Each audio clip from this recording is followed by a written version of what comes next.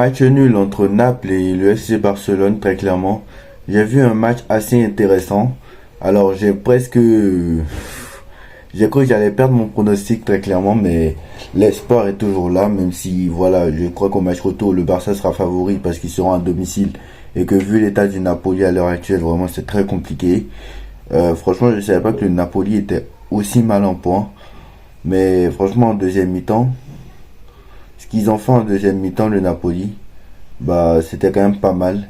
Après, le Barça, c'est vrai que c'était assez faible aussi, mais franchement, le Napoli est plus faible encore que le Barça. Très clairement, je ne savais pas. Mais voilà, côté Napoli, franchement, c'était assez compliqué hier soir. Alors, désolé, j'ai pas pu faire le débrief hier soir parce qu'il faisait tard et j'étais fatigué. Franchement, j'étais très très mal en point. Donc voilà,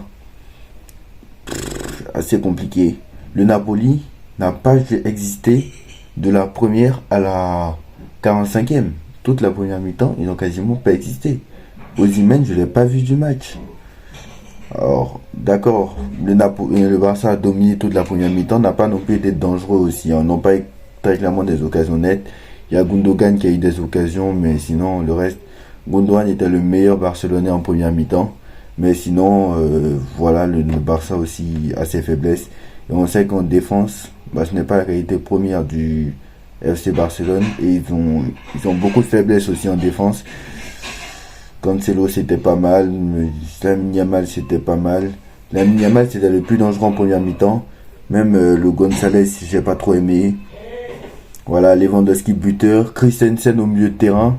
Donc ça faisait un vide assez incroyable. Christensen au milieu de terrain, donc ça faisait que le Barça n'y arrivait, et Napoli n'y arrivait pas en fait à sortir les ballons. Le Napoli n'arrivait pas à sortir les ballons en première mi-temps. Christensen au milieu de terrain, je sais pas comment il a fait Xavi pour trouver ça, mais c'était une masterclass aussi. Moi ça n'a pas marché, hein. Même Frenkie de Jong n'a pas été exceptionnel. Alors Frenkie de Jong est suivi par le Paris Saint-Germain. J'ai regardé Frenkie de Jong, ce n'est pas non plus exceptionnel, hein. Gundogan ça va, mais Frenkie de Jong c'était un peu moins bien. Lewandowski il a fait son match, il a même été buteur. Franchement Lewandowski c'est Lewandowski. Mais voilà, on semble avoir oublié un peu, mais Lewandowski c'est Lewandowski. Et Joao Cancelo pas mal aussi. Sinon le reste, pas grand chose à dire. Aroro c'est franchement pas mal en défense, mais Inigo Martinez franchement catastrophique. Même Ter Stegen en première mi-temps n'a pas eu grand chose à faire, donc c'était pas mal.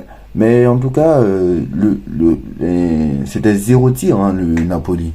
Le Napoli n'a pas tiré pendant une mi-temps quasiment. Le Napoli n'a rien fait.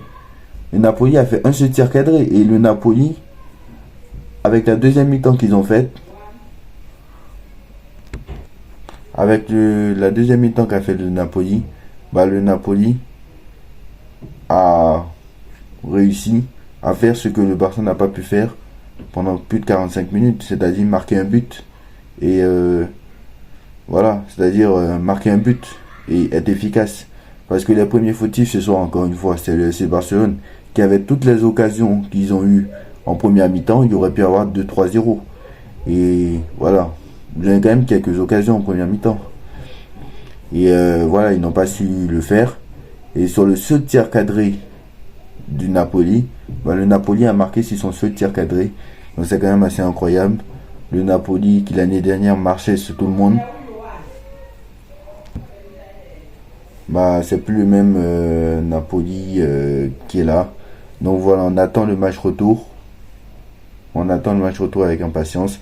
Moi je garde en tout cas mon pronostic de la qualification du Napoli, même si le match est au Camp Nou. Donc voilà, dites-moi en commentaire ce que vous en pensez, on like, on partage, on commente, on s'abonne. On se retrouve très vite pour une nouvelle vidéo. Tchuss.